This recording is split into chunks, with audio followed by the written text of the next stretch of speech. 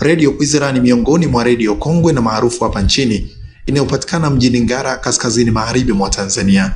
Umaarufu wake unatokana na maudhui yake bora yanayozalishwa na waandishi wa habari wenye weledi na vipaji vikubwa. Ukiachana na hayo, moja ya vitu ambavyo vimekuwa vikiipa Radio Kwizera FM umaarufu ni pamoja na slogani zake ambazo zimekuwa zikiishi katika mioyo ya watu, mfano slogan kongwe ya jukwaa la matumaini.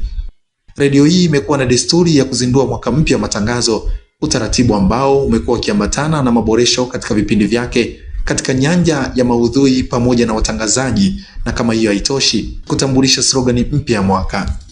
Sasa rasmi imezindua matangazo yake ya mwaka 2026, tukio lilozinduliwa na askofu wa jimbo Katoliki la Rulenge Ngara, Askofu Severini Nwemgizi, mwaka uliopewa kauli mbiu inayofahamika kama Aminia. Mwashamu Askofu Nwemgizi ameipongeza Radio Kwizera FM kwa maudhui yanayolenga kustawisha jamii kupitia vipindi vyake, hasa kiroho pasipo kubagua dini. Amewataka wasikilizaji wa Radio Kwizera kuendelea kuiamini na kutoa ushirikiano wa kutosha kuhakikisha malengo yake ya kuihudumia jamii yanafikiwa, huku akiwataka kumtanguliza Mwenyezi Mungu katika kila jambo analolifanya. Pia shughuli hiyo imeshuhudiwa na afisa utamaduni na michezo wa wilaya Ngara, Mwalimu Saidi Salum, kwa niaba ya mkurugenzi wa halmashauri hiyo, aliyehakikishia Radio Kwizera ushirikiano uliotukuka katika halmashauri ya Ngara. Radio Kwizera 2026, Aminia.